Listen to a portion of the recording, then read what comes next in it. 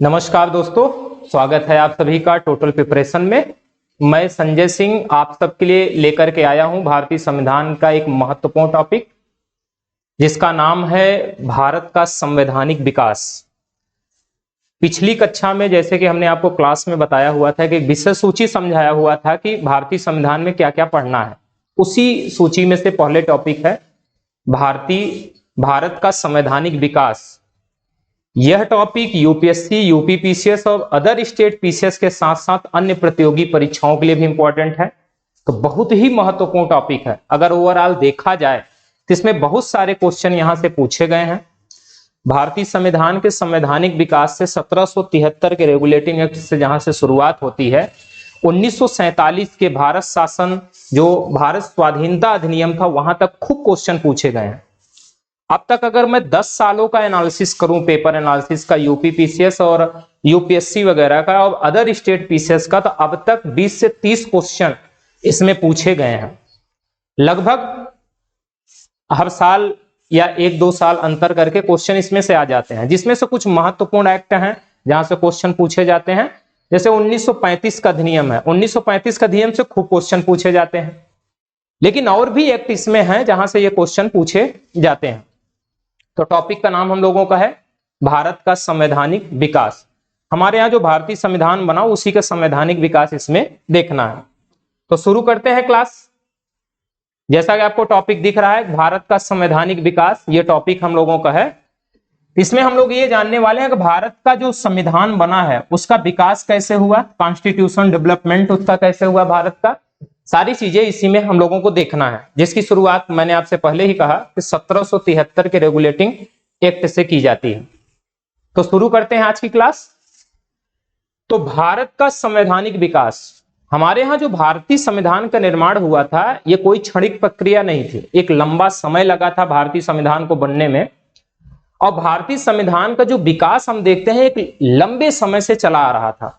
भारत के लोग, जब हमारे यहाँ भारत के लोग अंग्रेजों के अधीन आए तब से लेकर के आगे जब हम लोग स्वतंत्र हुए, उस बीच में जो अंग्रेज सरकार हमारे यहाँ शासन कर रही थी, उन लोगों ने भारत पर शासन करने के लिए जो जो नीतियां लाई, जो जो एक्ट लाए, उसको भी हमने भारतीय संविधान में एक आधार बनाया, उसको सोर्सेस के रूप में यूज किया।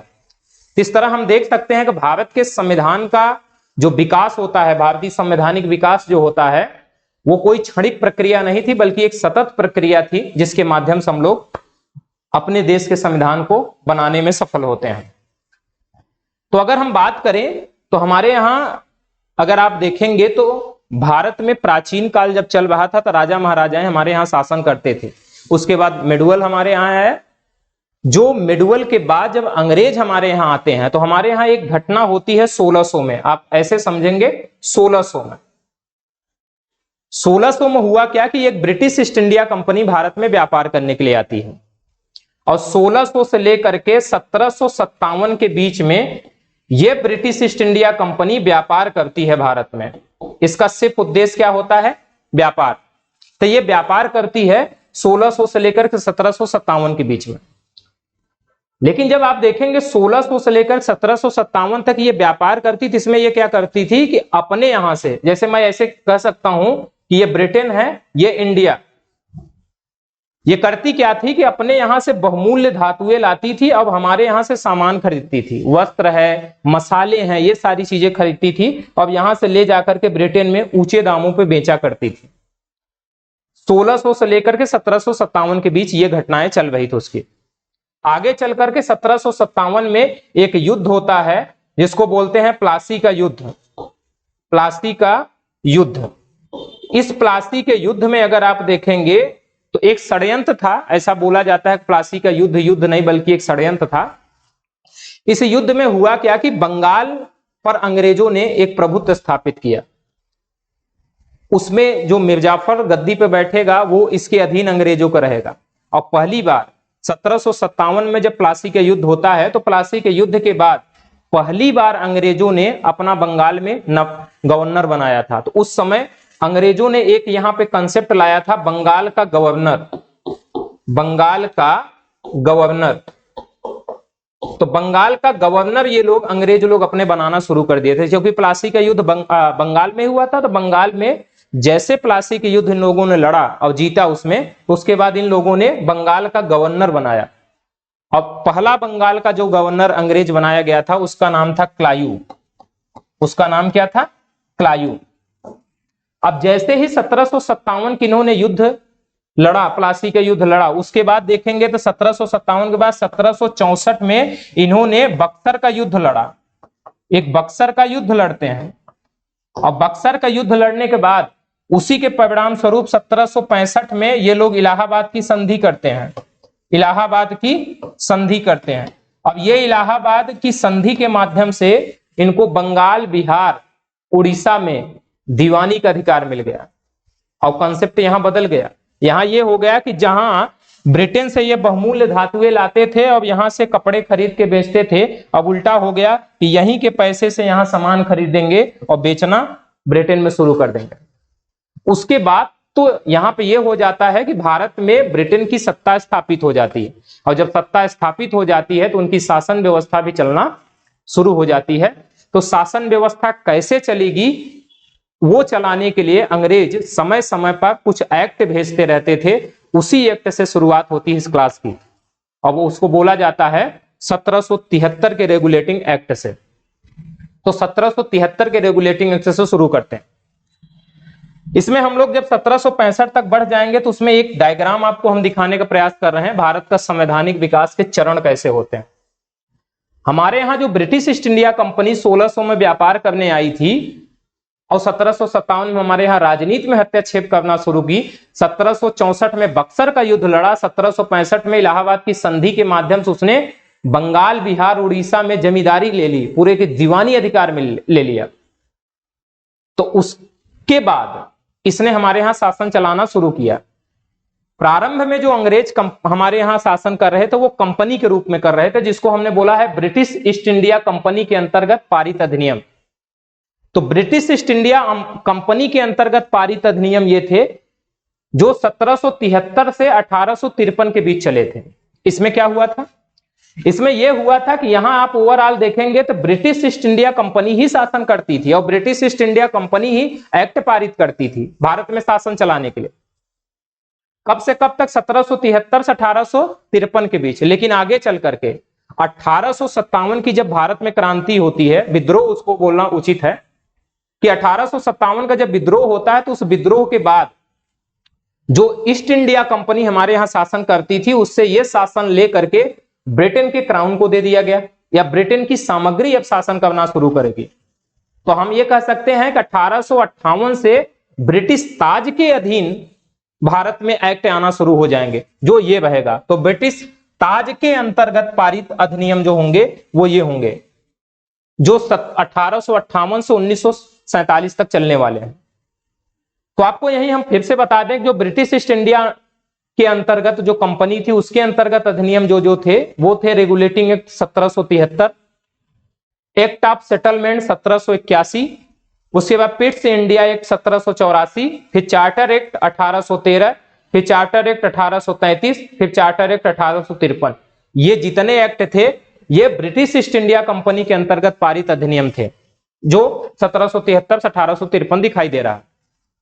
उसके बाद जैसे 1857 का क्रांति होती है तो उसके बाद ब्रिटिश ताज के अंतर्गत पारित अधिनियम होने लगते हैं, क्योंकि ब्रिटेन अब हमारे यहां शासन करना शुरू कर देगा, वहां के ताज हमारे यहां शासन करना शुरू कर देगा। उसके अंतर्गत पारित अधिनियम कौन कौन से हैं? तो भारत शासन अधिनियम 1858 आपको दिखेगा, भारत परिषद अधिनियम 1861 दिखेगा, भारत परिषद अधिनियम 1892 दिखेगा, भारतीय परिषद अधिनियम 1909 दिखेगा और भारत शासन अधिनियम 1919 दिखेगा, भारत शासन अधिनियम 1935 दिखेगा और भारतीय स्वाधीनता अधिनियम 1947 दिखेगा। ये सारे एक्ट ब्रिटिश ताज के अंतर्गत पारित अधिनियम थे। तो इसकी एक एक हम लोग बात करते हैं कि रेगुलेटिंग एक्ट क्या है, इसमें कौन कौन से प्रावधान किए गए, आगे चल करके एक्ट ऑफ सेटलमेंट में क्या प्रावधान किए गए, फिर एक एक करके हम लोग देखते हैं। अब यहीं से क्वेश्चन पूछे जाएंगे। एक तो क्वेश्चन यहीं से बन जाता है कि ब्रिटिश ताज के अंतर्गत कितने अधिनियम पारित हुए थे, कौन कौन से हुए थे, अब उसके बाद ब्रिटिश ईस्ट इंडिया कंपनी के अधीन कितने पारित अधिनियम हुए थे, ये दिखाई देता है। तो क्लास शुरू करते हैं हम लोग और सबसे पहले देते हैं रेगुलेटिंग एक्ट रेगुलेटिंग एक्ट 1773, इसको देख लेते हैं हम लोग। देखें तो रेगुलेटिंग एक्ट 1773, तो सबसे पहले हम इसको समझते हैं। रेगुलेटिंग एक्ट 1773 के बारे में अगर बात करें तो पहली बात ये याद रखना कि भारत में कंपनी के शासन हेतु पहला लिखित संविधान तैयार किया गया। तो पहली बात ये हम ध्यान रखेंगे, भारत में कंपनी के शासन हेतु, कंपनी के शासन हेतु पहली बार एक लिखित संविधान, पहली बार एक लिखित संविधान तैयार किया गया। तो पहला पॉइंट आपको यह ध्यान रखना है कि भारत में पहला लिखित संविधान तैयार किया गया कंपनी के शासन हेतु। पहली पॉइंट ये ध्यान रखना है रेगुलेटिंग एक्ट के तहत। तो पहली बात तो यह है कि भारत में कंपनी के शासन हेतु पहली बार एक लिखित संविधान तैयार किया गया, क्योंकि 1773 के रेगुलेटिंग एक्ट पहला एक्ट इसमें दिखाई दे रहा है। तो वहां से ही कंपनी कैसे शासन करेगी उसके लिए एक लिखित संविधान प्रस्तुत भारत में किया गया।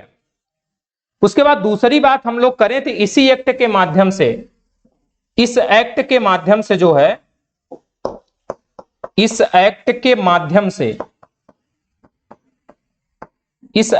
माध्यम से बंगाल के गवर्नर को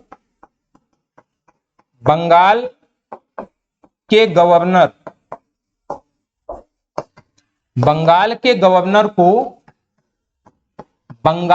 गवर्नर जनरल कहा गया। बंगाल का गवर्नर जनरल कहा गया।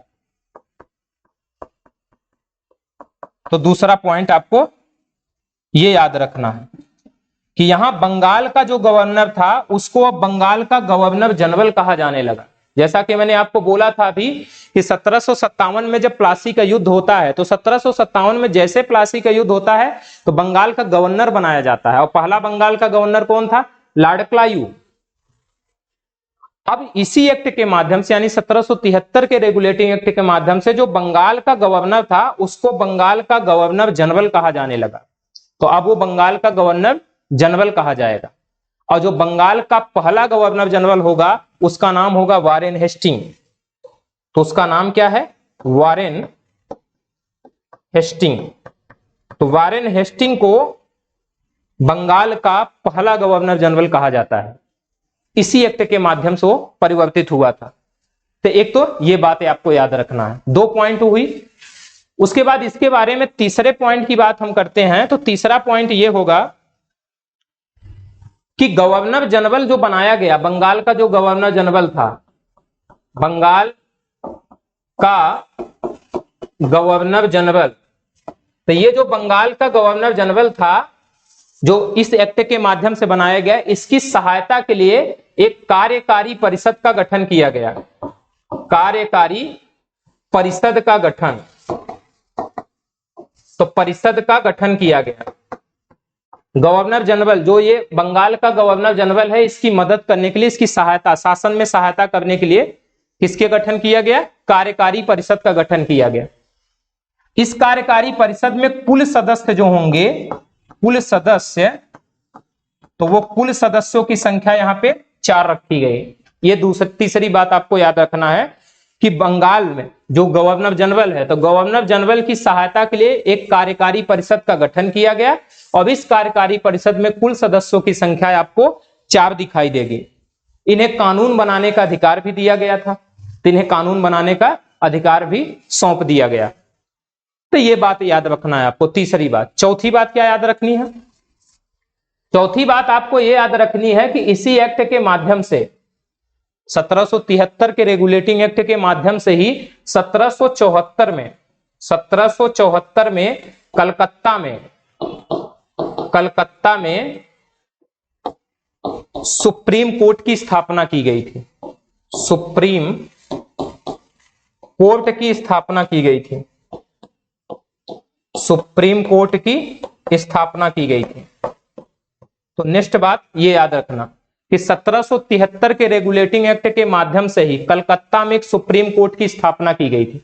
अब ये जो सुप्रीम कोर्ट की स्थापना की गई थी 1774 में, इसमें अगर आप देखेंगे तो कुल न्यायाधीश जो होंगे, न्यायाधीश, उन कुल न्यायाधीशों की संख्या 4 आपको दिखाई देगी, जिसमें एक मुख्य न्यायाधीश होगा, मुख्य न्यायाधीश होगा और 3 अन्य होंगे, अन्य न्यायाधीश होंगे। और जो ये मुख्य न्यायाधीश होता था, ये पहला मुख्य न्यायाधीश जो इस सुप्रीम कोर्ट का जो 1774 में कलकत्ता में बनाई गई, इसका पहला न्यायाधीश जो था, प्रथम न्यायाधीश था, सर एलिजा इम्पे था। सर एलिजा इम्पे था। तो सर एलिजा इम्पे इसके प्रथम मुख्य न्यायाधीश थे, ये आपको देखना है। अब अन्य न्यायाधीश की बात करें, जो 3 अन्य न्यायाधीश थे हमारे यहां, तो चैम्बर्स, लिमेस्टर और हाइड। चैम्बर्स, लिमेस्टर व हाइड, ये 3 इसमें अन्य न्यायाधीश थे।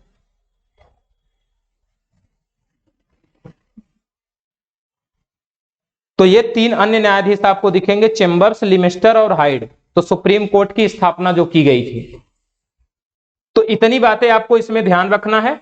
4 बातें। पहली बात, 1773 के रेगुलेटिंग एक्ट के माध्यम से पहली बार कंपनी के शासन हेतु एक लिखित संविधान तैयार किया गया। दूसरी बात, बंगाल के गवर्नर को बंगाल का गवर्नर जनरल कहा गया। तीसरी बात, बंगाल का जो गवर्नर जनरल पहला बनाया गया, वॉरेन हेस्टिंग बनाया गया। चौथी बात, गवर्नर जनरल की सहायता के लिए कार्यकारी परिषद बनाई गई, जिसमें कुल सदस्यों की संख्या 4 थी। और लास्ट बात इसमें कि इसी एक्ट के माध्यम से 1774 में कलकत्ता में प्रथम बार सुप्रीम कोर्ट की स्थापना की गई, जिसमें कुल न्यायाधीशों की संख्या 4 थी, जिसमें एक मुख्य न्यायाधीश और 3 अन्य न्यायाधीश थे। प्रथम मुख्य न्यायाधीश सर एलिजा इम्पे थे और अन्य न्यायाधीश चैम्बर्स, लिमेस्टर और हाइड थे। इतनी बातें आपको इसमें ध्यान रखना। उसके बाद हम लोग बढ़ते हैं नेक्स्ट की तरफ, और वहां पर एक्ट ऑफ सेटलमेंट, उसकी तरफ हम लोग बढ़ते हैं। तो एक्ट ऑफ सेटलमेंट, तो ये आता है 1773 के रेगुलेटिंग एक्ट के बाद एक्ट ऑफ सेटलमेंट पारित किया जाता है। अब एक्ट ऑफ सेटलमेंट को पारित करने का एक उद्देश्य था, उसको आपको समझना है। एक उद्देश्य यह था कि जो रेगुलेटिंग एक्ट थी हमारे यहां, रेगुलेटिंग एक्ट, अब ये रेगुलेटिंग एक्ट जो आया 1773, रेगुलेटिंग एक्ट 1773 जो आया था, इसकी जो कमियां थी, इसकी कमियों को दूर करने के लिए, रेगुलेटिंग एक्ट की कमियों को दूर करने हेतु, तो रेगुलेटिंग एक्ट की कमियों को दूर करने हेतु इसको लाया गया था। तो इसके बारे में बस एक्ट ऑफ सेटलमेंट के बारे में बस इतना आपको ध्यान रखना है कि रेगुलेटिंग एक्ट की कमियों को दूर करने के लिए इसको लाया गया था। बस इतनी बातें आपको इसमें ध्यान रखना है। तो एक्ट ऑफ सेटलमेंट 1781, ध्यान रखना है, यहां पे ये भी क्वेश्चन पूछे जा सकते हैं कि एक्ट ऑफ सेटलमेंट कब पारित किया गया था, तो इसको ध्यान रखना। और इसी क्लास पे आधारित हम आए हुए क्वेश्चन की भी चर्चा करने वाले हैं नेक्स्ट क्लास में। इस टॉपिक से अब तक यूपीएससी में, यूपी पीसीएस में, अदर स्टेट पीसीएस, आरओ में, अन्य परीक्षाओं में जो भी क्वेश्चंस आए हुए हैं उसकी भी चर्चा हम लोग करेंगे। इस टॉपिक को समाप्त करने के बाद नेक्स्ट अलग से एक क्लास लेके आएंगे आपके। तो अभी एक्ट ऑफ सेटलमेंट लाया गया, रेगुलेटिंग एक्ट 1773 जो बना था उसकी कमियों को दूर करने के लिए। उसके बाद जो हमारे यहां एक्ट आता है वो है पिट्स इंडिया एक्ट 1784। एक क्रम से मैं चल रहा हूं, और ये जो एक्ट है ये अभी कंपनी के अधीन जो पारित अधिनियम है उसकी मैं चर्चा कर रहा हूं। तो अब तीसरे नंबर पर है पिट्स इंडिया एक्ट 1784। इसमें क्या हुआ था?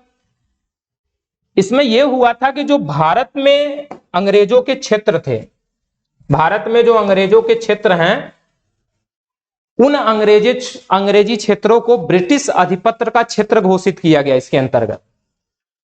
तो पहली बात यह याद रखना कि ब्रिटिश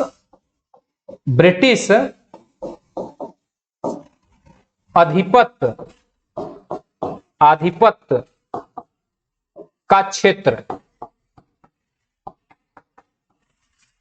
तो ब्रिटिश आधिपत्य का क्षेत्र घोषित किया गया इस अधिनियम के द्वारा। कंपनी के अधीन जो भी क्षेत्र हमारे यहां थे, भारत में जो कंपनी के अधीन क्षेत्र थे, उनको ब्रिटिश आधिपत्य का क्षेत्र घोषित किया गया। तो ये कौन से क्षेत्र थे?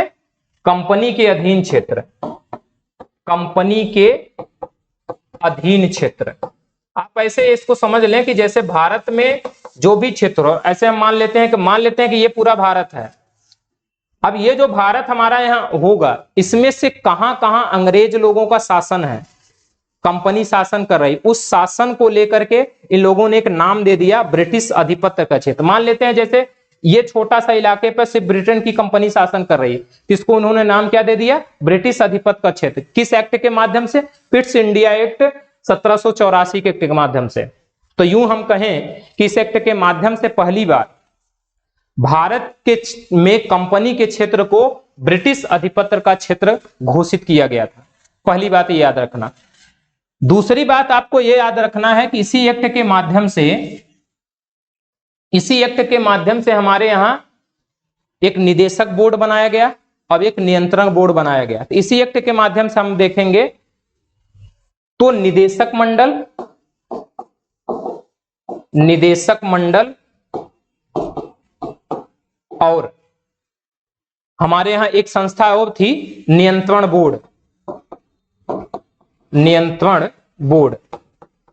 इन दोनों का गठन किया गया। निदेशक मंडल और नियंत्रण बोर्ड, पिट्स इंडिया एक्ट 1784 के माध्यम से इनका गठन किया गया। कोर्ट ऑफ डायरेक्टर्स इसको बोलते हैं, तो कोर्ट ऑफ डायरेक्टर्स इसको बोलते हैं, और इसको जो है बोर्ड ऑफ कंट्रोल बोलते हैं, बोर्ड ऑफ कंट्रोल।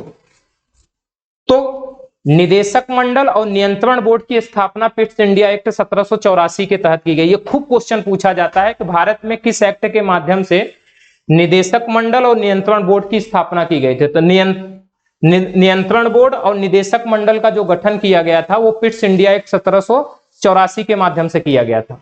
इनका गठन किया गया, यानी इन दोनों का यहां पर गठन कर दिया गया। लेकिन इन दोनों का अलग अलग काम था। निदेशक मंडल और नियंत्रण बोर्ड का गठन तो कर दिया गया, लेकिन इन दोनों का अलग अलग काम था। क्या था? ये जो निदेशक मंडल था, ये निदेशक मंडल हमारे यहां व्यापारिक गतिविधियों का अधीक्षण करता था। व्यापारिक काम जो होते थे वो निदेशक मंडल करता था। जैसे व्यापारिक काम से संबंधित जितने भी अधीक्षण करने हो वो सब निदेशक मंडल किया करता था, व्यापारिक गतिविधियों से संबंधित काम। वहीं अगर नियंत्रण बोर्ड की बात करें तो ये राजनीतिक या प्रशासनिक गतिविधियों का नियंत्रण करता था। तो ये व्यापार से संबंधित था निदेशक मंडल, कोर्ट ऑफ डायरेक्टर्स, और नियंत्रण बोर्ड, बोर्ड ऑफ कंट्रोल जो था वो प्रशासनिक से संबंधित था। और इन दोनों का गठन कहां किया गया था? पिट्स इंडिया एक्ट 1784 के अंतर्गत किया गया था। ये ध्यान रखना है आपको। उसके बाद आगे चल करके नेक्स्ट बात इसमें याद रखना है कि इसी एक्ट के माध्यम से जो हमारे यहां कार्यकारी परिषद थी, गवर्नर जनरल की जो कार्यकारी परिषद बनाई गई थी, कार्यकारी परिषद, ये जो कार्यकारी परिषद बनाई गई थी 1773 के रेगुलेटिंग एक्ट के माध्यम से बनाई गई थी। गवर्नर जनरल की सहायता के लिए कार्यकारी परिषद, उसमें सदस्यों की संख्या कितनी थी? 4 थी। यहां पर सदस्यों की संख्या बढ़ा करके 4 से 5 कर दी गई, 5 कर दी गई। तो इसका मतलब है कि यहां कार्यकारी परिषद की सदस्यों की संख्या कितनी कर दी गई? इसमें याद रखना कि ये 4 से घटा करके 3 किया गया है, सॉरी। कार्यकारी परिषद में सदस्यों की संख्या 4 से घटाकर 3 कर दी गई, 3 कर दी गई। तो मतलब अभी तक जो 4 कार्यकारी परिषद में सदस्य होते थे, अब उनकी संख्या कितनी हो गई? 3 हो गई। ये ध्यान रखना है। तो पिट्स इंडिया एक्ट 1784 में ये इतनी बातें याद रखना है। पहली बात तो याद रखना कि ब्रिटिश आधिपत्य क्षेत्र जो भारत में कंपनी का क्षेत्र था उसको ब्रिटिश आधिपत्य का क्षेत्र घोषित किया गया। दूसरा, इसी के माध्यम से निदेशक मंडल और नियंत्रण बोर्ड का गठन किया गया, जिसमें निदेशक मंडल व्यापार से संबंधित गतिविधियों को देखती थी और नियंत्रण बोर्ड प्रशासन से संबंधित गतिविधियों को देखती थी। और साथ ही कार्यकारी परिषद जो गवर्नर जनरल की बनाई गई थी, उसमें सदस्य संख्या जो 4 थे उसको कम करके 3 कर दिया गया है। यह पिट्स इंडिया एक्ट में आपको ध्यान रखना है। उसके बाद बात आती है हम लोगों का चार्टर एक्ट 1813 का माध्यम से। तो चार्टर एक्ट 1813 पर हम लोग पहुंचते हैं कि 1813 जो नेक्स्ट आता है चार्टर एक्ट, इसके माध्यम से क्या कहा गया। 2 बातें इसमें आपको याद रखनी है। अभी तक क्या होता था ना कि जो ब्रिटेन की कंपनी आई थी, ईस्ट इंडिया कंपनी आई थी, वो भारत में एकाधिकार छाया हुआ था, पूरे एक होकर के शासन कर रही थी। ब्रिटेन की एक कंपनी, एकाधिकार पूरा भारत में छाया हुआ था। उससे यह होता है ना कि ब्रिटेन की अन्य कंपनियों को भारत में आने का मौका कम मिला। एक ही कंपनी भारत में शासन कर रही है और व्यापार कर रही है, हर वस्तु पर एक ही कंपनी व्यापार कर रही है। इससे क्या हुआ कि ब्रिटेन की अन्य कंपनी भारत की तरफ नहीं आ पाई, ठीक ढंग से काम नहीं कर पाई। तो उससे यह हुआ कि ये 1813 का जब एक्ट लाया गया तो इसमें 2 महत्वपूर्ण काम आपको जानने हैं, जो 2 आपके परीक्षा की दृष्टि से इंपॉर्टेंट है। जो कंपनी के भारत में व्यापार करने का एकाधिकार था, तो यूं हम कहें कि कंपनी के भारत में व्यापार करने के एकाधिकार को समाप्त कर दिया गया, समाप्त कर दिया गया। लेकिन यहीं एक बात और याद रखना कि चीन और चाय के साथ नहीं, समाप्त कर दिया गया, लेकिन ऐसे आप कह लें कि लेकिन समाप्त कर दिया गया, लेकिन चीन व चाय के साथ एकाधिकार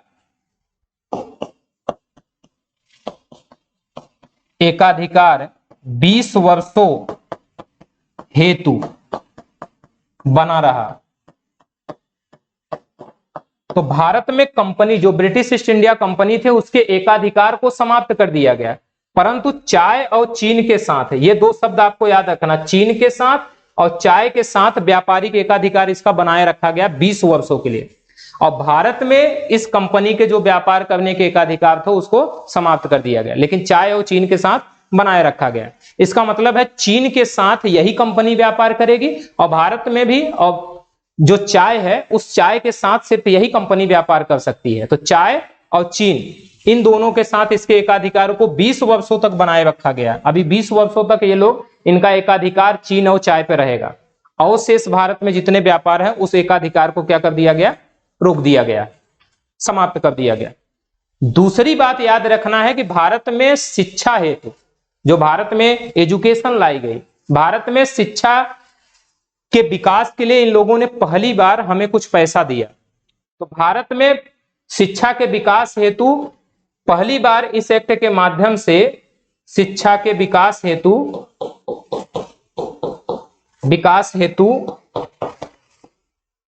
1 लाख रुपए वार्षिक, 1 लाख रुपए वार्षिक देने का प्रावधान किया गया, वार्षिक देने का प्रावधान किया गया इस एक्ट के माध्यम से। दूसरी बातें आपको याद रखना है, शिक्षा के विकास हेतु 1 लाख रुपए वार्षिक देने की बात की गई। हुआ क्या ना कि हमारे यहाँ 1600 में जो ये ब्रिटिश ईस्ट इंडिया कंपनी आई थी, ये सिर्फ व्यापार कर रही थी, जैसा कि हमने आपको पहले बताया। 1757 में क्या करने लगी, हमारे यहाँ प्लासी के युद्ध लड़ी, और प्लासी के युद्ध लड़ने के बाद हमारे यहाँ राजनीति में हस्तक्षेप करना शुरू कर दी। उसके बाद क्या हुआ कि 1764 में बक्सर के युद्ध लड़ी, 1765 में इलाहाबाद की संधि लड़ी, पूरा जमींदारी दीवानी अधिकार ले लिया। उसके बाद इसने क्या किया, 1813 से इसने हमारे समाज और सांस्कृतिक स्थिति में भी हस्तक्षेप करना शुरू कर दिया। और जब समाज में हस्तक्षेप करेगा तो ये समाज में हस्तक्षेप करने के इसके 2 कारण थे।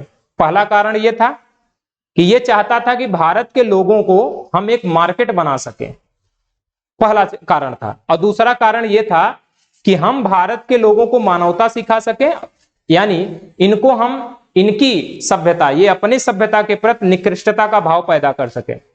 इस कारण ये शिक्षा लाना शुरू किए, और शिक्षा ये लाएंगे तो उसके लिए पैसा भी तो खर्च करना पड़ेगा। तो 1813 के चार्टर एक्ट में पहली बार इन लोगों ने हमें 1 लाख रुपए हमारे शिक्षा के विकास के लिए खर्च करना शुरू किया।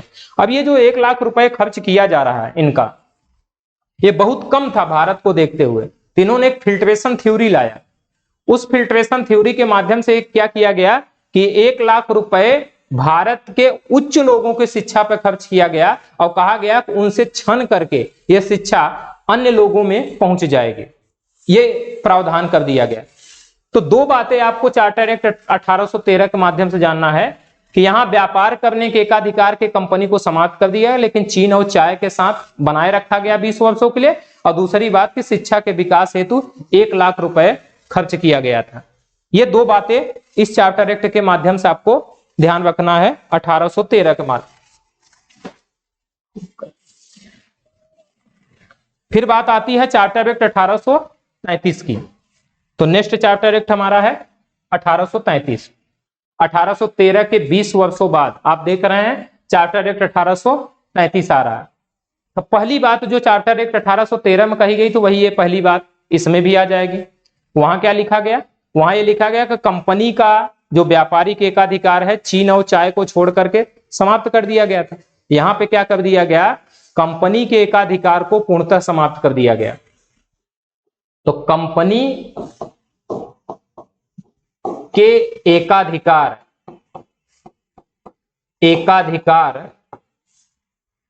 को पूर्णतः समाप्त कर दिया गया। तो कंपनी के व्यापारिक एकाधिकार को पूरी तरह से क्या कर दिया गया? समाप्त कर दिया। कंपनी के एकाधिकार को, ये याद रखना, ये व्यापारिक रहेगा। तो व्यापारिक एकाधिकार को पूर्णतः समाप्त कर दिया गया। एक बात तो ये ध्यान रखना। दूसरी बात इस एक्ट के माध्यम से ये आपको याद रखना है कि इस एक्ट के माध्यम से जो बंगाल का गवर्नर था, गवर्नर जनरल, उसको भारत का गवर्नर जनरल बोला गया। तो अभी तक क्या होता था? बंगाल का गवर्नर जनरल, बंगाल का गवर्नर जनरल। अब इस गवर्नर जनरल को, बंगाल का गवर्नर जनरल जो था, इसको भारत का गवर्नर जनरल बोले जाने लगा। भारत का गवर्नर जनरल कहा जाने लगा। तो चार्टर एक्ट 1833 के माध्यम से क्या किया गया कि बंगाल का जो गवर्नर जनरल था इसको भारत का गवर्नर जनरल बोला जाने लगा। और लॉर्ड विलियम बेंटिंग को भारत का पहला गवर्नर जनरल माना जाता है। पहला कौन था? Lord William Bentinck. तो लॉर्ड विलियम बेंटिंग भारत का पहला गवर्नर जनरल था। और भारत का गवर्नर जनरल जो पद नाम दिया गया वो बंगाल के गवर्नर जनरल से बदल करके भारत का गवर्नर जनरल पद नाम दिया गया, जो चार्टर एक्ट 1833 के माध्यम से दिया गया था। ये दूसरी बात याद रखना इसमें। उसके बाद अगर बात करें तो जो गवर्नर जनरल की कार्यकारी परिषद थी, जो 1773 के रेगुलेटिंग एक्ट में हमने आपको बताया कि कार्यकारी परिषद का गठन किया गया था गवर्नर जनरल की सहायता के लिए। उसमें कुल सदस्यों की संख्या 4 उस समय रखी गई थी। आगे चलकर उनके सदस्यों की संख्या घटा करके 3 कर दी गई। अब एक नया सदस्य उसमें जोड़ा जा रहा है। तो जो कार्यकारी परिषद है, गवर्नर जनरल की जो कार्यकारी परिषद है, कार्यकारी परिषद में अभी तक जो सदस्य संख्या थी वो अभी 3 बची हुई थी, क्योंकि पहले 4 था, फिर एक संख्या कम करके 3 लाई गई। अब एक चौथा सदस्य जोड़ा गया, एक चौथा सदस्य। और चौथा सदस्य जो जोड़ा गया उसको बोला गया विधि सदस्य। चौथा सदस्य कौन सा जोड़ा गया? विधि सदस्य। अब ये जो विधि सदस्य जोड़ा गया था, चौथा सदस्य कार्यकारी परिषद में, इसका काम था विधिक परामर्श देना। विधि से संबंधित, लॉ से संबंधित जितने परामर्श होंगे, एडवाइज होगा, वो ये विधि सदस्य देगा। ये चौथे सदस्य के रूप में शामिल किया गया कार्यकारी परिषद में, जो चार्टर एक्ट 1833 के माध्यम से किया गया था। और साथ ही एक विधि आयोग भी इसी एक्ट के माध्यम से बनाया गया था। एक विधि आयोग, इसी एक्ट के माध्यम से एक विधि आयोग, लॉ कमीशन भी हमारे यहाँ बनाया गया। अब इस विधि आयोग का जो अध्यक्ष बनाया गया था, लॉर्ड मैकाले को बनाया गया, लॉर्ड मैकाले को। तो लॉर्ड मैकाले की अध्यक्षता में इसी एक्ट के माध्यम से एक विधि आयोग भी बनाया गया था और वो विधिक परामर्श होगा, आयोग काम करेगा ये। तो चार्टर एक्ट 1833 में ये बातें आपको ध्यान रखनी है। तो 3-4 बातें हैं इसमें। एक तो कंपनी के व्यापारिक एकाधिकार को पूर्णतः समाप्त कर दिया। नेक्स्ट बात जानना है, बंगाल के गवर्नर जनरल को भारत का गवर्नर जनरल बोला गया और पहला गवर्नर हमारे यहाँ भारत का बना लॉर्ड विलियम बेंटिंक। और फिर कार्यकारी गवर्नर जनरल की जो कार्यकारी परिषद थी उसमें सदस्यों की संख्या जो 3 थी, उसमें एक चौथे सदस्य के रूप में विधि सदस्य को जोड़ा गया है। यह बात आपको ध्यान रखनी। अब इसी के माध्यम से एक विधि आयोग बनाया गया जिसका अध्यक्ष बनाया गया था लॉर्ड मैकाले को। फिर बात आगे बढ़ाते हैं हम लोग और पहुंचते हैं चार्टर एक्ट 1853 की तरफ। तो charter act 1853 next charter act था। इसमें क्या हुआ है,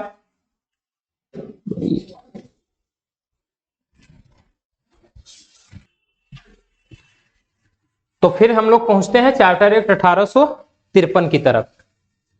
1833 के बाद 1853 का एक्ट आता है, चार्टर एक्ट। अब ये कंपनी का जो अधिनियम था, company British east India company के द्वारा पारित अंतिम अधिनियम आपको दिखेगा। उसके बाद 1858 का आ जाएगा जो ताज के अधीन आ जाएगा वो। तो जो चार्टर एक्ट 1853 है, इसमें क्या किया गया, इसमें यह किया गया कि जो कार्यकारी परिषद बनाई गई थी और कार्यकारी परिषद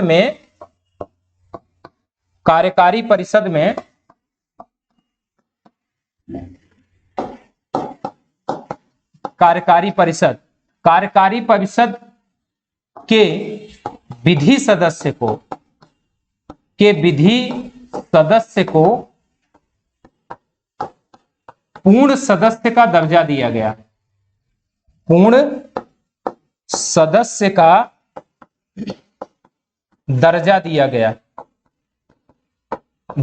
गया। तो पहली बात तो ये याद रखना कि हमारे यहां क्या किया गया कि जो कार्यकारी परिषद का विधि सदस्य है उसको पूर्ण सदस्य का दर्जा दे दिया गया। पहला बात इसमें याद रखना। दूसरी बात ये याद रखना है कि संपूर्ण भारत के लिए इस एक्ट के माध्यम से एक पृथक विधान परिषद की स्थापना की गई। संपूर्ण भारत के लिए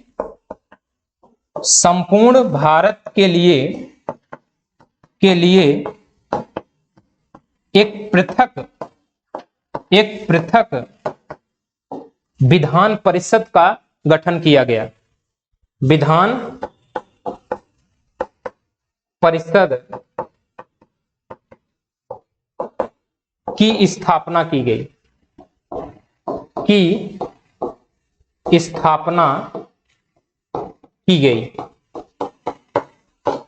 तो दूसरी बात ये याद रखना कि संपूर्ण भारत के लिए एक पृथक विधान परिषद की स्थापना कर दी गई है। ये दूसरी बात आपको याद रखना। तीसरी बात अगर आप देखेंगे तो इस अधिनियम में जो भारतीय सिविल सेवक हैं उनकी भर्ती और नियुक्ति हो तो खुली प्रतियोगिता प्रणाली का शुभारंभ किया गया। जो हमारे यहाँ आईसीएस उस समय होते थे, जो आईसीएस थे सिविल सर्विसेज जो थी, वहां पर उसमें भर्ती के लिए एक खुली प्रतियोगिता का शुभारंभ किया गया। खुली प्रतियोगिता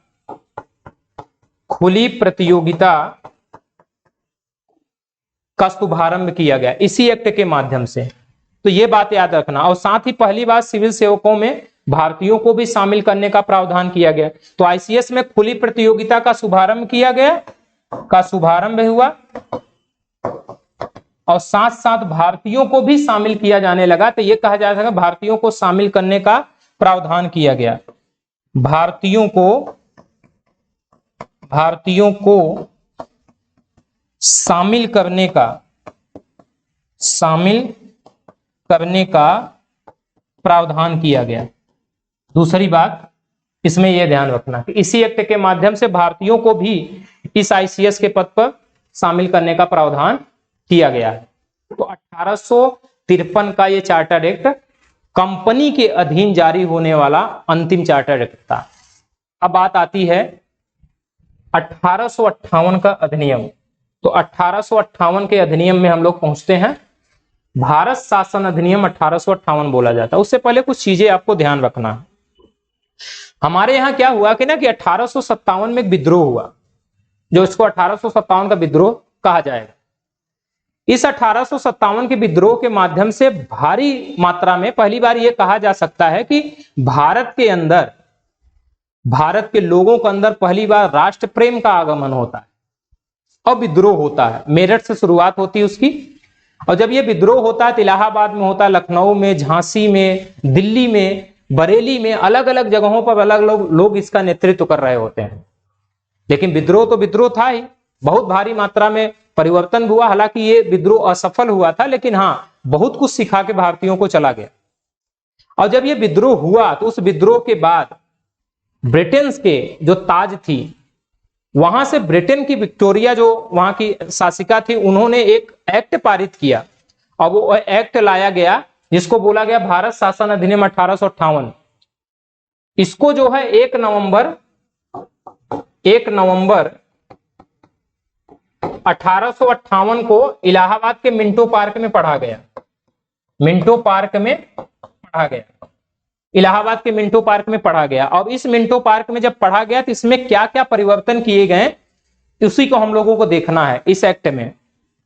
तो 1858 का अधिनियम जो 1 नवंबर 1858 को मिंटो पार्क में पढ़ा गया, हालांकि इस समय मिंटो पार्क इलाहाबाद में इसका नाम नहीं, बदल करके नाम इसका मदन मोहन मालवीय पार्क कर दिया गया, लेकिन उस समय ये मिंटो पार्क एक नाम है, बोला गया है।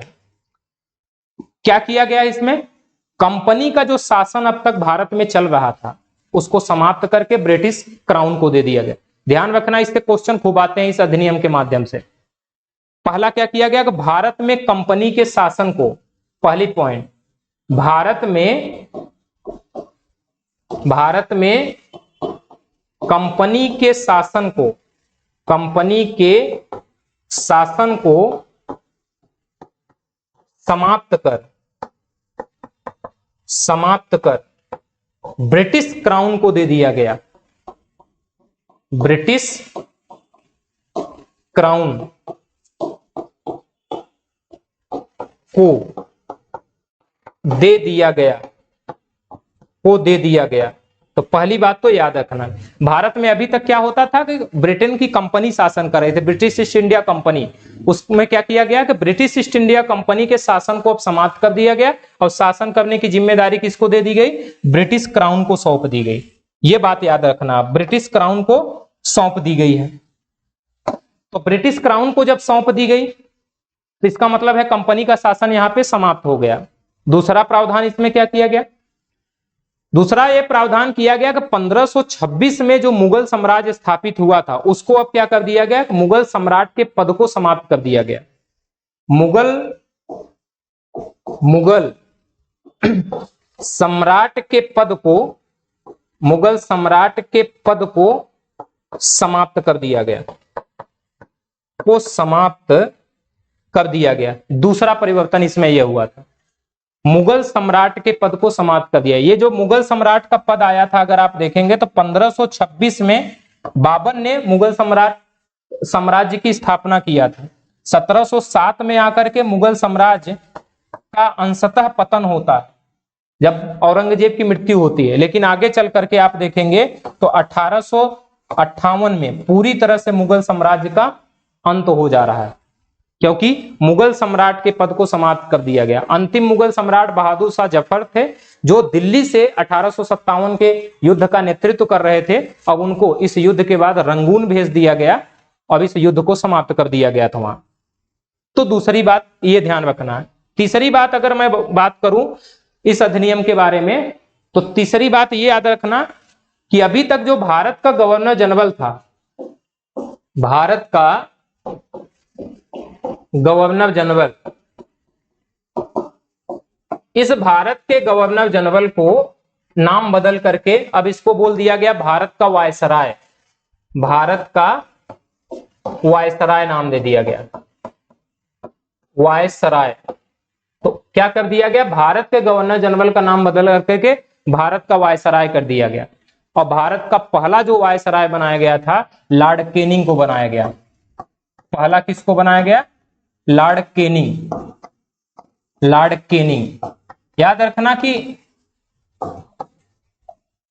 जो भारत का पहला वायसराय होगा वही बंगाल भारत का अंतिम गवर्नर जनरल होगा। अंतिम इसका कौन होगा? तो लॉर्ड केनिंग होगा, ऐसे आप समझ लेना, लॉर्ड केनिंग होगा। लॉर्ड केनिंग भारत का अंतिम गवर्नर जनरल है और भारत का प्रथम वायसराय है, ये ध्यान रख लेना है आपको। उसके बाद इसके माध्यम से नेक्स्ट चेंजेस क्या आए हैं, तो नेक्स्ट हम लोग देख लेते हैं। नेक्स्ट ये हुआ कि इसके माध्यम से जो हमारे यहाँ कोर्ट ऑफ डायरेक्टर्स था और बोर्ड ऑफ कंट्रोल था, इसको समाप्त कर दिया गया। तो court of directors, court of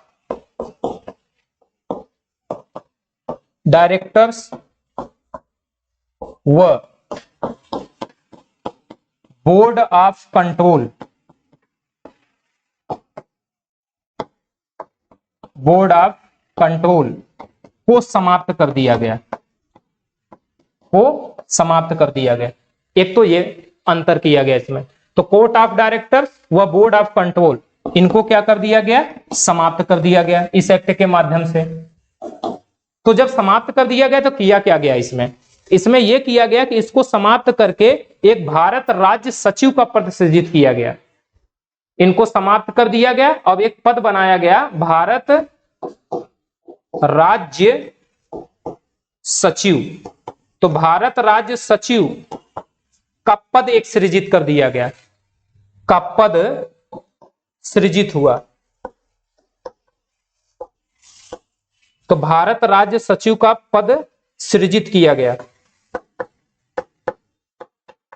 तो यह ध्यान रखना है कि इनको समाप्त करके एक पद बनाया गया भारत राज्य सचिव 1858 के अधिनियम के माध्यम से। अब ये जो भारत राज्य सचिव का पद बनाया गया, इसकी सहायता के लिए, इसकी सहायता हेतु भारत परिषद बनाया गया। इसकी सहायता हेतु भारत परिषद का गठन किया गया, इंडियन काउंसिल का गठन किया गया। अब इस भारतीय परिषद जो बनाई गई, इसमें जो सदस्य थे, ये सदस्य टोटल थे 15। तो 15 सदस्य इसमें बनाए गए।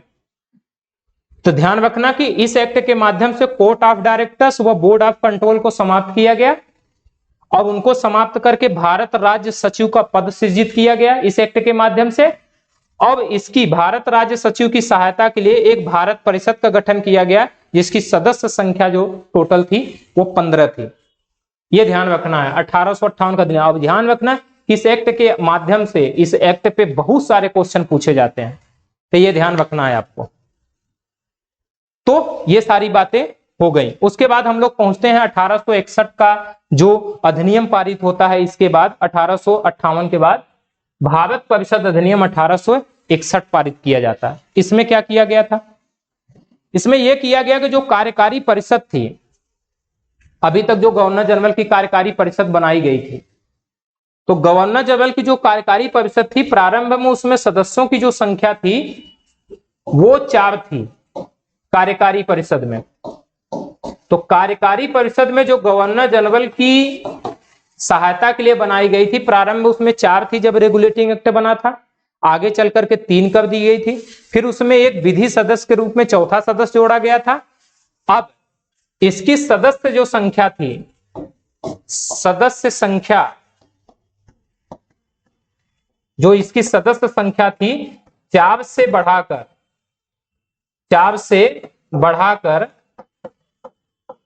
5 कर दी गई, 5 कर दी गई। तो ये बात रखना, सदस्य संख्या 4 से बढ़ाकर किसमें क्या कर दी गई?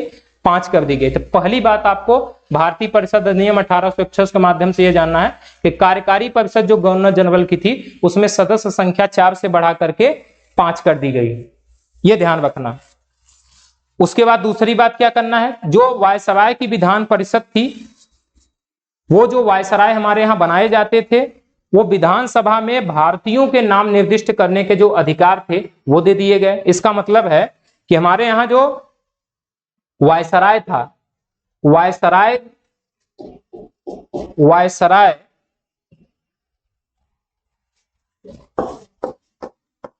को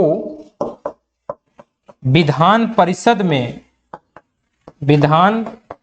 में भारतीयों के नाम देने की शक्ति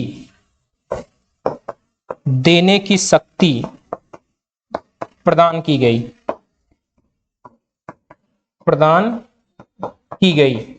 तो एक बात तो याद रखना कि जो वायसराय हमारे यहाँ बने थे, अभी जो 1858 का अधिनियम से वायसराय बनाया गया, भारत के गवर्नर जनरल को वायसराय बोला गया, वो क्या करेंगे कि उनको विधान परिषद में भारतीयों को नाम निर्दिष्ट करने के, यानी भारतीय भी इसमें आ सकते हैं, उनको नाम निर्दिष्ट करने की एक शक्ति इनको दे दी गई।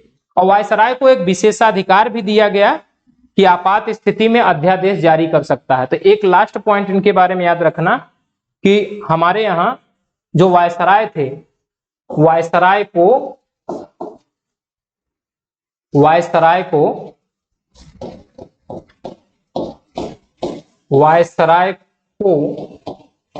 आपात स्थिति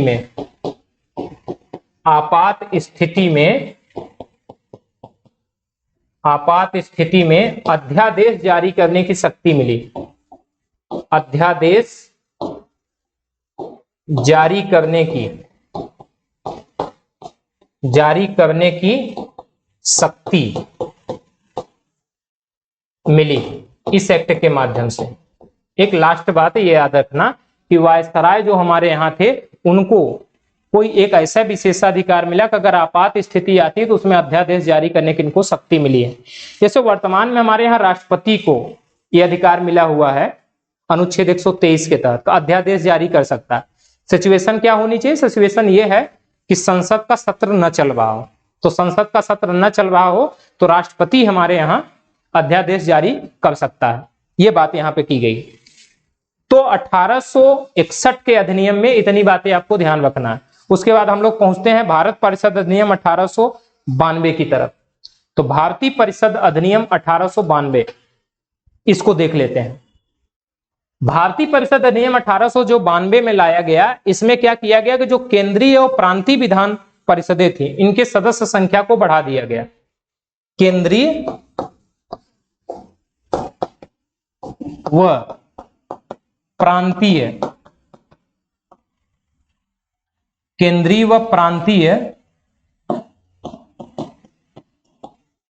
विधान परिषदों की सदस्य संख्या को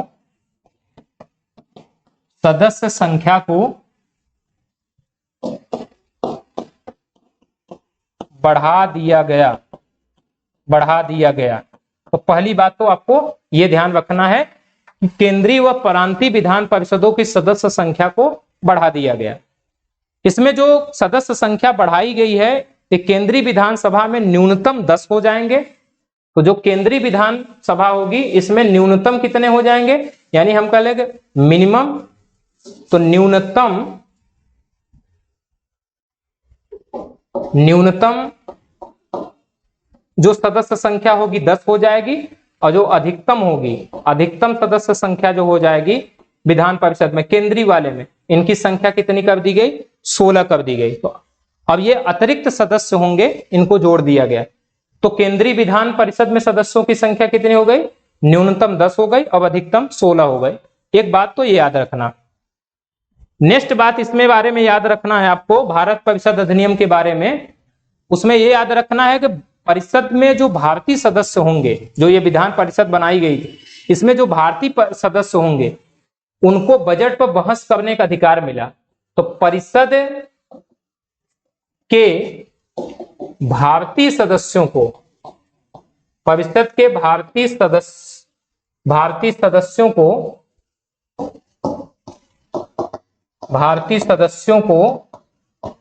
बजट पर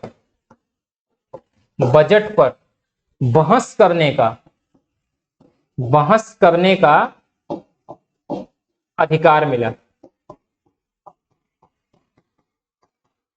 मिल गया। ये क्वेश्चन कई बार पूछा गया इस लाइन को कि भारतीय सदस्यों को बजट पर बहस करने का अधिकार कब मिला? तो इस एक्ट के माध्यम से, 1892 के एक्ट के माध्यम से। और साथ साथ सरकार से प्रश्न पूछने का अधिकार भी इसमें मिलता है। सरकार से प्रश्न पूछने का अधिकार, प्रश्न पूछने का अधिकार भी इसी के एक्ट के माध्यम से मिला है भारतीयों को। तो ये चीजें इतनी इसमें ध्यान रखना है आपको। और फिर एक महत्वपूर्ण एक्ट आता है 1909 का। अभी तक हमने देखा 1858 का एक्ट जो महत्वपूर्ण था बहुत, उसके बाद 1909 का एक महत्वपूर्ण एक्ट आएगा। इसमें क्या किया जाएगा इसको देखते हैं। भारत परिषद अधिनियम 1909 में आया। इस भारत परिषद अधिनियम जो 1909 में आया, इसको मार्लो मिंटो सुधार के नाम से भी जाना जाता है। अन्य नाम इसको क्या दिया गया, मार्ले मिंटो सुधार। इसका एक अन्य नाम है मार्ले मिंटो सुधार। इस एक्ट को बोला गया। इसमें जो मार्ले हमारे यहां थे राज्य सचिव के पद पे थे, राज्य सचिव मार्ले थे, और मिंटो जो थे ये वायसराय थे, वायसराय। इन दोनों की सहायता से ये अधिनियम लाया गया था, भारतीय परिषद अधिनियम 1909। इसलिए इसको मार्ले मिंटो सुधार के नाम से भी जाना जाता है। इसमें क्या किया गया, इसमें पहली बार यह हुआ कि जो केंद्रीय विधान परिषद है, तो केंद्रीय विधान परिषद में मुस्लिमों के लिए पृथक निर्वाचन की व्यवस्था इसमें की गई थी। तो केंद्रीय विधान परिषद में, केंद्रीय विधान परिषद में मुस्लिमों हेतु पृथक निर्वाचन की व्यवस्था कर दी गई है। इसमें क्या कर दिया गया, पृथक निर्वाचन की व्यवस्था की गई, पृथक निर्वाचन की व्यवस्था की गई। यह किया गया। हमारे यहां हुआ क्या ना कि 1885 में जब कांग्रेस की स्थापना की गई, अब उससे पहले हमारे यहाँ 1857 विद्रोह हो चुका था। तो उसी के बाद अंग्रेजों ने फूट डालो शासन करो की नीति लाया। और जब फूट डालो शासन करो की नीति अंग्रेजों ने लाया, तो उस नीति के माध्यम से पहले हिंदुओं को मिलाया गया और मुसलमानों का तिरस्कार किया गया। आगे चल करके मुसलमानों को मिलाया गया, हिंदुओं का तिरस्कार किया गया और इनके में फूट डाला गया। फिर आगे चल करके आप देखेंगे तो कांग्रेस में जो बनी थी ये संस्था कांग्रेस, वो 1905 में बंगाल विभाजन को लेकर के कांग्रेस में फूट आ गई और जो 1707 में गरम दल और नरम दल बन गई। उसी बीच में 1906 में, 1907 में सूरत अधिवेशन हुआ, उसमें गरम दल नरम दल बनी। 1906 में मुस्लिम लीग की गठन किया गया और जो मुस्लिम लीग बनाया गया था, वो मुस्लिम लीग क्या किया गया कि 1906 में बनी, उससे वो लोग मुसलमानों की अपनी संस्था मानने लगे और आगे अंग्रेजों ने सांप्रदायिक भावना और भी भड़काने के लिए मुस्लिम लीग को अलग से पृथक निर्वाचन की व्यवस्था दे दी गई 1909 के अधिनियम के माध्यम से। पृथक निर्वाचन की व्यवस्था का मतलब यह था कि मुसलमान सिर्फ मुसलमान को वोट देगा, हिंदू सिर्फ हिंदू को वोट देगा, ऐसा कर दिया गया। यानी मुस्लिम लीग को अब वोट कौन सिर्फ देगा, सिर्फ मुसलमान देंगे। तो ये कर दिया गया, पृथक निर्वाचन की व्यवस्था कर दी गई। अब ये पृथक निर्वाचन की व्यवस्था अगर कर दी गई है तो इसका मतलब है कि एक तरह से हम देखते हैं कि सांप्रदायिक निर्वाचन प्रणाली की शुरुआत हो जाती है। तो आप ये कह सकते हैं कि इसी के माध्यम से, इसी एक्ट के माध्यम से सांप्रदायिक निर्वाचन, सांप्रदायिक निर्वाचन प्रणाली की शुरुआत होती है, प्रणाली की शुरुआत होती है। तो सांप्रदायिक निर्वाचन प्रणाली की शुरुआत कर दी जाती है। अब हमारे यहां एक व्यक्ति हैं, अगर आप देखेंगे तो लॉर्ड मिंटो सांप्रदायिक निर्वाचन का जनक माना जाता है। सांप्रदायिक निर्वाचन का जनक ये माना जाता है लॉर्ड मिंटो को, लॉर्ड मिंटो को। लॉर्ड मिंटो को सांप्रदायिक निर्वाचन का जनक माना जाता है। इस एक्ट के इतनी बातें आपको ध्यान रखना है, ठीक। फिर हम लोग बढ़ते हैं नेक्स्ट अधिनियम की तरफ। हम आपसे ये वो बातें कर रहे हैं इसमें, वो बातें जो परीक्षा में पूछी जाती हैं, जिनकी अधिक संभावना है, वो चीजें नहीं जो संभावना ही नहीं है पूछे जाने के, अभी तक पूछे भी नहीं गए, उनकी चर्चाएं इस पे नहीं की जा रही, वो किया जा रहा है जो परीक्षाओं में बहुत संभावना है और पूछे गए हैं, तो वो चीजें हम फैक्ट की बात कर रहे हैं। फिर भारत परिषद अधिनियम 1919 आता है, तो भारत शासन अधिनियम 1919 पारित किया गया। इसमें क्या क्या प्रावधान किया गया इसको देख लेते हैं। इसको मॉन्टेग्यू चेम्सफोर्ड सुधार के नाम से जाना जाता है। इसका एक अन्य नाम क्या है? मॉन्टेग्यू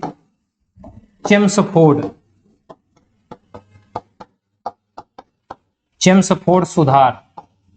तो मॉन्टेग्यू चेम्सफोर्ड सुधार के नाम से भी इसको जाना जाता है, यह ध्यान रखना है। मॉन्टेग्यू चेम्सफोर्ड सुधार के नाम से जो जाना जाता है, इसमें मॉन्टेग्यू जो है हमारे यहाँ राज्य सचिव थे। राज्य सचिव कौन थे हमारे यहाँ? मॉन्टेग्यू थे। और वायसराय हमारे यहाँ कौन थे? चेम्सफोर्ड थे। इन दोनों के सहयोग से यह भारत शासन अधिनियम 1919 बना था। इस कारण इसको मॉन्टेग्यू चेम्सफोर्ड सुधार के भी नाम से जाना जाता है। पहली बात तो आपको यह ध्यान रखना है। फिर केंद्र में द्विसदनात्मक विधायिका की स्थापना की गई। दूसरी बात, केंद्र में द्विसदनात्मक विधायिका की स्थापना की गई। द्विसदनात्मक विधायिका की स्थापना की गई। अब ये दो द्विसदनात्मक विधायिका कौन कौन सी थी, तो इसको आपको ध्यान रखना है।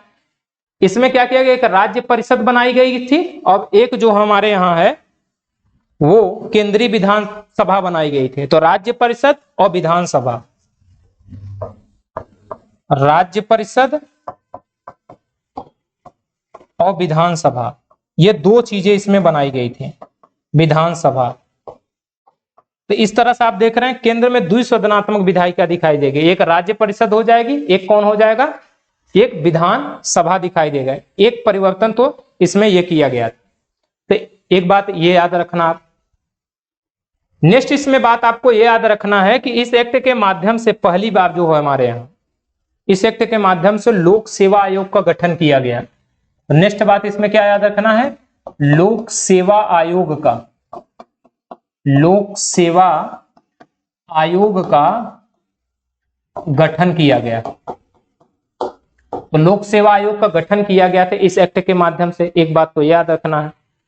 प्रत्यक्ष निर्वाचन व्यवस्था की गई इसमें और प्रांतों में द्वैध शासन प्रणाली शुरू की गई। तो नेक्स्ट बात याद रखना है कि प्रांतों में द्वैध शासन प्रणाली, द्वैध शासन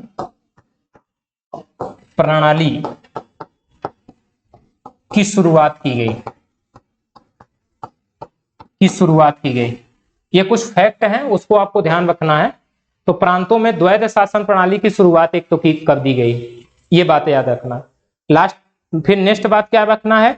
सीमित मताधिकार दिया गया इसमें। और तो और इस एक्ट के माध्यम से जो ईसाई थे हमारे यहाँ, हिंदू तो मिले हुए थे, ईसाई भी थे हमारे यहाँ, आंग्ल भारतीय यूरोपियों के लिए भी पृथक निर्वाचन की व्यवस्था को विस्तारित किया गया था। एक तो ये कर दिया गया था।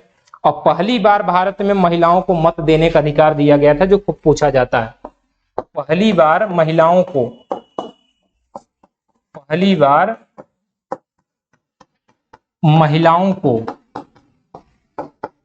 मत देने का अधिकार दिया गया, मत देने का अधिकार मिला इस एक्ट के माध्यम से। एक बात तो आपको ये ध्यान रखना है। और पहली बार केंद्रीय बजट को राज्य बजट से अलग किया गया था। तो हम ये देख ले सकते हैं कि पहली बार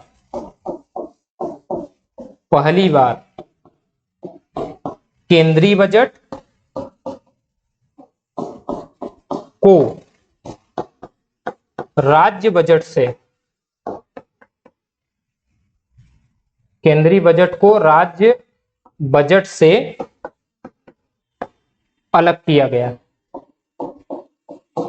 अलग किया गया। इतनी बातें आपको इस एक्ट में जानते रहना 1919 एक्ट के माध्यम से, ये सारी बातें रहेंगे। उसके बाद पहुंचते हैं हम लोग जो इस एक्ट का सबसे महत्वपूर्ण है। अब वो एक्ट है 1935 का अधिनियम। तो भारत शासन अधिनियम 1935 सबसे महत्वपूर्ण एक्ट इसमें माना जाता है। इसमें क्या क्या बातें की गई, तो सबसे पहले तो ये देख लें, भारत में सर्वप्रथम संघीय शासन व्यवस्था की शासन प्रणाली की शुरुआत की गई। पहली बार भारत में पहली बार संघीय शासन प्रणाली की, संघीय शासन प्रणाली या हम कह लें संघात्मक सरकार, संघात्मक सरकार। तो भारत में पहली बार संघात्मक शासन प्रणाली की शुरुआत कर दी गई है। पहली बात तो याद रखना। इसी को हम लोग ये भी कहते हैं कि भारत में जो संघीय शासन प्रणाली थी, अखिल भारतीय महासंघ की स्थापना होती है। एक बार पीसीएस में ऐसा क्वेश्चन आया हुआ है, अखिल भारतीय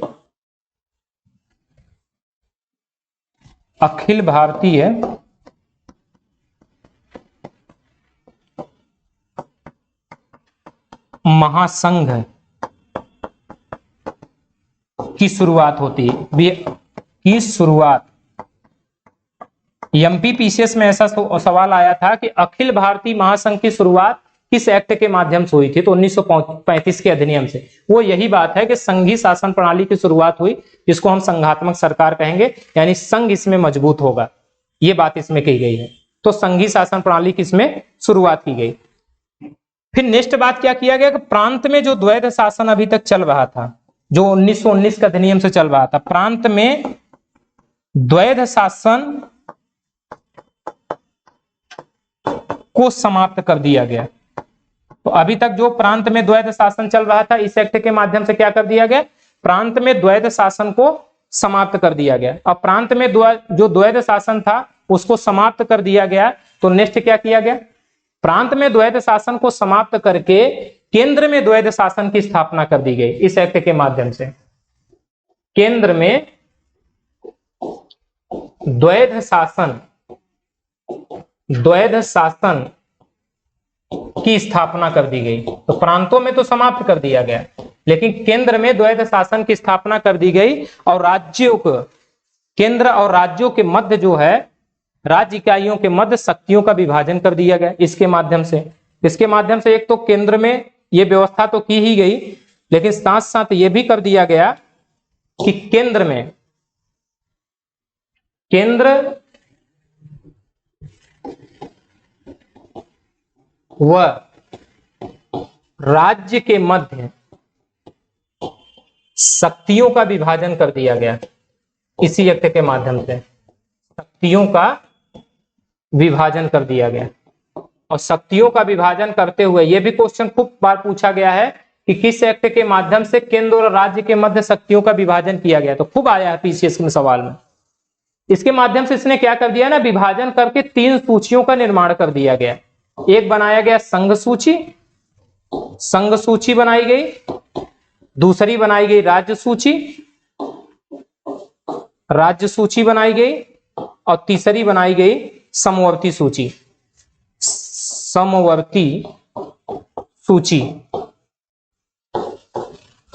इसका गठन कर दिया गया। अब केंद्र और राज्यों के मध्य शक्तियों का विभाजन करके ये सूचियां बना दी गई। 59 विषय इसमें रखे गए। इसमें कितने विषय थे, 59 विषय थे संघ सूची में। और संघ सूची पर कानून बनाने का अधिकार किसको दिया गया, केंद्र को दे दिया गया।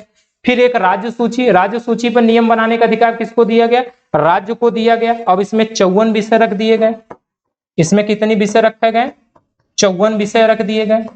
और फिर समवर्ती सूची थी, इसमें केंद्र और राज्य दोनों मिलकर के कानून बनाएंगे। अब इसमें जो विषय रखे गए 36 रखे गए थे, 36 विषय इसमें रख दिए गए। तो इस तरह से आप देखेंगे केंद्र और राज्य के मध्य शक्तियों का विभाजन किया गया। और उसमें एक संघ सूची बनाई गई, राज्य सूची बनाई गई, समवर्ती सूची बनाई गई। संघ सूची में 59 विषय रखा गया और ये 59 विषय पे कानून बनाने का अधिकार केंद्र को दिया गया। राज्य सूची में 54 विषय रखा गया जिसमें कानून बनाने का अधिकार राज्य सूची को दिया गया। और समवर्ती सूची में 36 विषय रखे गए जिसमें केंद्र और राज्य दोनों मिलकर के कानून बनाएंगे। उसके बाद कुछ शक्तियां और भी बची हुई थी, अपशिष्ट शक्तियां जो थी, इनसे अलग होकर के अवशिष्ट शक्तियां बची हुई थी, अवशिष्ट शक्तियां। अब ये जो अवशिष्ट शक्तियां थी जो सूची में शामिल थी, ये गवर्नर जनरल को अधिकार दे दिया गया, हम कह सकते हैं वायसराय जो था इस पे वायसराय कानून बनाएगा, ये अधिकार मिल गया। तो गवर्नर जनरल ये वायसराय कहा जाता था, तो उसको ये अधिकार मिल गया है, तब शिष्ट शक्तियों को वायसराय बन गया है। वर्तमान में भी अगर आप देखेंगे भारतीय संविधान में संघ सूची, राज्य सूची और समवर्ती सूची है। संघ में राज्य, संघ बनाता है कानून संघ सूची में, राज्य सूची में राज्य बनाता है, समवर्ती सूची में दोनों बनाते हैं, और जो बची खुची शक्तियां हैं वो राष्ट्रपति को दे दी गई है। तो वो सारी चीजें इसमें यहां भी व्यवस्था कर दी गई। तो वो 1935 का अधिनियम से हमने बहुत सारी चीजें तो लिया हुआ भी है, एक तो ये कर दिया गया। नेक्स्ट बात अगर इसके बारे में बात करें 1935 के अधिनियम के बारे में, तो इसी 1935 के अधिनियम के तहत, यानी इस अधिनियम के तहत, इस अधिनियम के तहत 1935 में अधिनियम आया था। इस अधिनियम के तहत 1937 में हमारे यहाँ क्या हुआ, भारत में 1937 में भारत में संघीय न्यायालय, भारत में संघीय न्यायालय की स्थापना की गई। ये खूब क्वेश्चन पूछा गया है कि भारत में संघीय न्यायालय की स्थापना कब की गई, 1937 में, किस एक्ट के माध्यम से की गई है, तो 1935 के अधिनियम के माध्यम से 1937 में भारतीय संघीय न्यायालय की स्थापना की गई। एक बात तो आपको यह ध्यान रखना है। उसी के बाद बात करें तो एक लास्ट बात याद रखना कि भारत परिषद जो बनाई गई थी, जो गवर्नर, जो हमारे यहाँ भारत राज्य सचिव थे, उनकी सहायता के लिए जो भारत परिषद बनाई गई थी, उस भारत परिषद को यहां समाप्त कर दिया गया। भारत परिषद को समाप्त कर दिया गया, को समाप्त कर दिया गया। तो लास्ट बात ये याद रखना कि भारत परिषद को समाप्त कर दिया गया। ये 1919 का अधिनियम, इतना याद रखना। एक बात और आप याद रखना कि भारत के यूपीएससी में, पीसीएस में, यूपी पीसीएस में एक सवाल आया था, इसी एक्ट के माध्यम से 1935 के अधिनियम के माध्यम से ही हमारे यहाँ क्या किया गया था कि 1937 में इसी एक्ट के माध्यम, ऐसे हम कह सकते हैं, इसी एक्ट द्वारा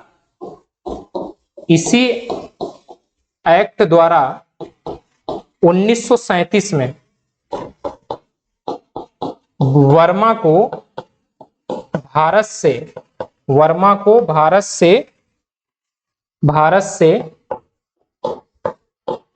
अलग किया गया था, अलग किया गया। एक तो बात ये याद रखना है कि इसी एक्ट के माध्यम से, यानी 1935 के एक्ट के माध्यम से ही 1937 में आकर के वर्मा को भारत से अलग किया गया था। एक बात तो ये ध्यान आपको रखना है। 1935 के अधिनियम में इतनी बातें आपको ध्यान रखना। और लास्ट की तरफ हम लोग बढ़ते हैं, भारत स्वाधीनता अधिनियम 1947। इस एक्ट को हम लोग समझ लेते हैं, जो लास्ट है एक्ट हम लोगों का, भारतीय स्वाधीनता अधिनियम 1947। हुआ क्या कि हमारे यहां माउंटबेटन योजना प्रस्तुत की गई 3 जून को। 3 जून 1947 को माउंटबेटन योजना प्रस्तुत की गई, जिसको 3 जून की योजना भी कहते हैं। इस योजना के माध्यम से भारत और पाकिस्तान को स्वतंत्र करना था, यानी भारत का विभाजन करना था। भारत का विभाजन करके एक भारत और एक पाकिस्तान का निर्माण करना था। उस माउंटबेटन योजना को अंतिम रूप देने के लिए ब्रिटेन भेजा गया, और ब्रिटेन से उस माउंटबेटन योजना को अंतिम रूप दे करके एक अधिनियम लाया गया, भारत स्वाधीनता अधिनियम 1947। तो हम ये कह सकते हैं कि भारत स्वाधीनता अधिनियम जो लाया गया था, ये माउंटबेटन योजना को कार्य रूप में परिणत करने के लिए, यानी उनको अंतिम रूप देने के लिए लाया गया था।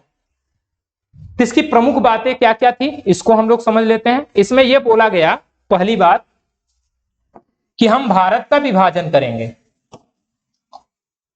भारत का विभाजन कर, भारत का विभाजन करेंगे। पहली बात तो माउंटबेटन योजना में प्रस्तुत किया गया, तो उसी को इसमें कार्य रूप दिया गया। इसमें बोला क्या गया कि भारत का हम विभाजन करेंगे, और भारत का विभाजन 2 में करेंगे। एक तो हम बनाएंगे भारत और दूसरा बनाएंगे पाकिस्तान। और इसी एक्ट में माध्यम से लिखा भी गया कि भारत को हम लोग 14 अगस्त को आजाद करने वाले हैं, 14 अगस्त को, और भारत को हम लोग 15 अगस्त को करने वाले हैं। तो पाकिस्तान हमारे यहाँ 14 अगस्त को हो जाएगा और भारत हमारे यहाँ कितने हो जाएगा, 15 अगस्त को आजाद हो जाएगा। तो पहली बात इसमें बोली गई कि भारत का विभाजन करके 2 संप्रभु राष्ट्र, स्वतंत्र संप्रभु राष्ट्र होंगे, भारत और पाकिस्तान का गठन किया जाएगा, जिसमें पाकिस्तान को 14 अगस्त को और भारत को हम 15 अगस्त को आजाद करने वाले थे। पहली बात तो ये लिखी गई। फिर दूसरी बात ये लिखी गई कि जो दोनों संप्रभु राष्ट्र होंगे, दोनों संप्रभु राष्ट्रों में गवर्नर जनरल की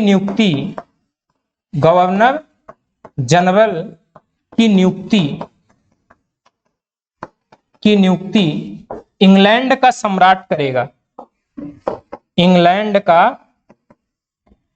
सम्राट करेगा, यह व्यवस्था कर दी गई। इंग्लैंड का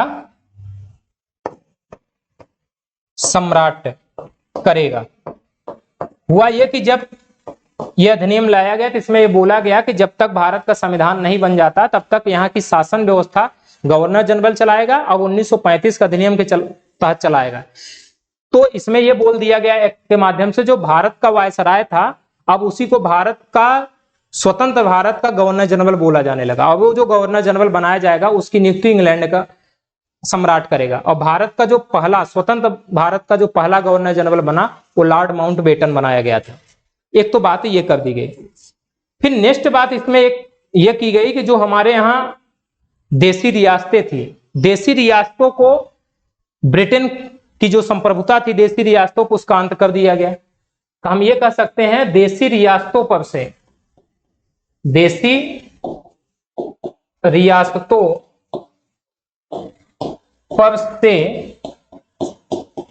ब्रिटेन की संप्रभुता का अंत कर दिया गया, अंत कर दिया गया। और जब ये अंत कर दिया गया तो इनको ये अधिकार मिला, देसी रियासतों को, ये चाहे तो भारत में या पाकिस्तान में शामिल हो सकती हैं। ये इनको अधिकार मिला है, पाकिस्तान में शामिल हो सकती हैं। एक तो ये अधिकार इनको मिल गया, ये चाहे तो भारत में, क्योंकि ब्रिटेन ने अपनी संप्रभुता का अंत इन पे कर दिया देसी रियासतों पर, इनको अधिकार दे दिया, ये चाहे तो भारत में या पाकिस्तान में शामिल हो सकती है। एक बात तो ये की गई। और लास्ट बात इसमें ये जोड़ी गई कि नए संविधान के निर्माण जब तक नहीं हो जाता है तब तक यहाँ की शासन व्यवस्था भारत शासन अधिनियम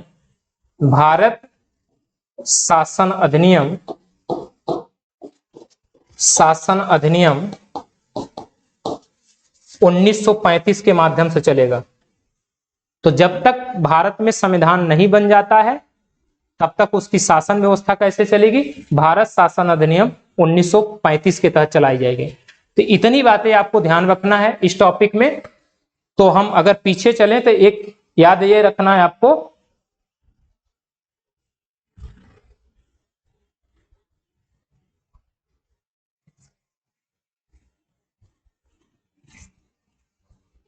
तो ये सारे एक्ट आपको मिल गए, ये सारे एक्ट आपको ध्यान रखना है।